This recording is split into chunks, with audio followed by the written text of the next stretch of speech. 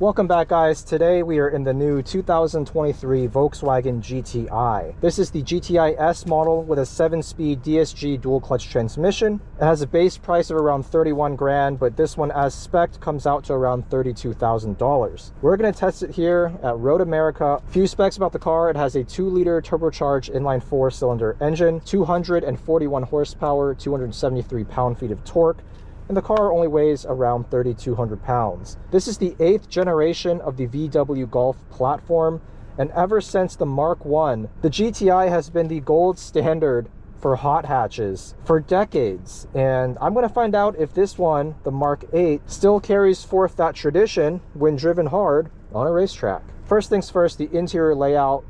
I really don't like it. Everything is a touch-sensitive button now, including the climate controls. It's just really not very easy to use. Gone is the traditional gear lever. Instead, we have this little, I don't even know what to call it, but you flick it with your finger. So interior ergonomics, not my favorite, but we're gonna see how this thing drives on a racetrack. You can go. All right, cool.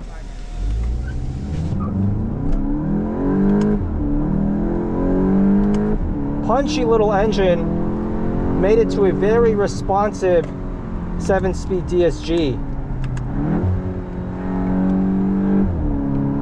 Oh, it was a little slow to give me that upshift there. Makes a pretty good sound as well, this 4-cylinder. Understeer, understeer.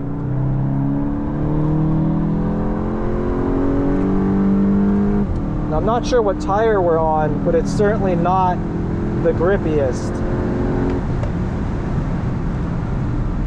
And these brakes, not inspiring much confidence at all. Got a soft pedal, virtually no bite.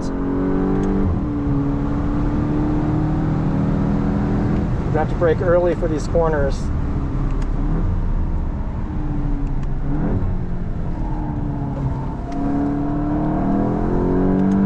When I get back on the power, the standard limited slip differential is doing its job pretty well.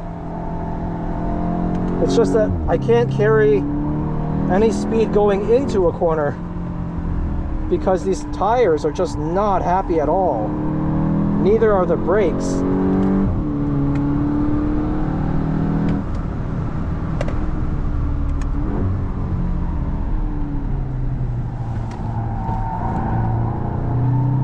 Better to just leave it in 3rd gear through the tight stuff and let the diff sort it out.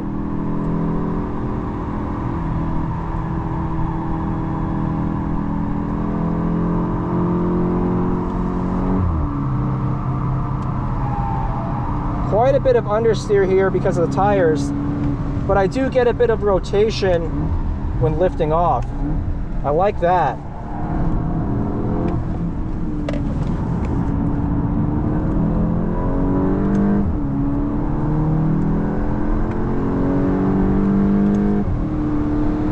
This dual clutch doing a good job. Very snappy upshifts, but it doesn't always give me the shift when I want it.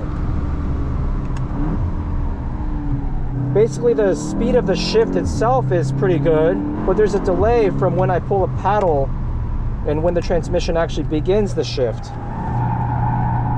Understeer, understeer.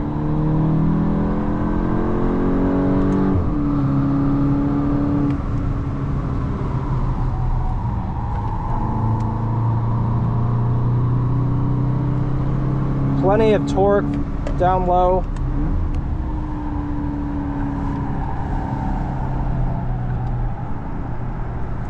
Yeah, not the most dynamically interesting car to drive on a racetrack, unfortunately.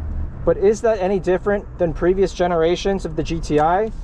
Not really. I mean, I've driven a Mark 7 and modified Mark 5 on track, and both cars, while very sorted, very capable, with just some brakes and suspension, they're not exactly the most exciting adjustable cars. You're still ultimately dealing with a front-wheel drive platform. The front ends of the GTIs have always felt a little bit numb to me, and these cars are also just not that adjustable with the throttle, unlike something like, say, a Civic Type R or Hyundai Elantra N. So if you want true front-wheel drive thrills at the limit, I say go for the Elantra N, or if you can pony up for the Civic Type R, that's probably the best front-wheel drive car on the market right now. The GTI makes more sense though as an everyday, fun, practical daily driver. It's got a refined interior, and despite my quibbles with everything being touch sensitive now, the interior is still built very well.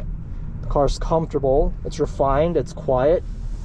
There's really not a lot to complain about with the GTI. Just don't expect it to be a blisteringly fast or fun car on track. Just know what the GTI badge is. It's not an all-out track car in the same way that a Civic Type R is. There will be higher performance versions of the GTI, no doubt, but in base S trim, just not that fun of a car at the limit, especially with the 7-speed dual clutch transmission. At least with the manual, I'd have the fun of rolling my own gears. Let me know what you think of the GTI. Thank you guys for watching. See you in the next one.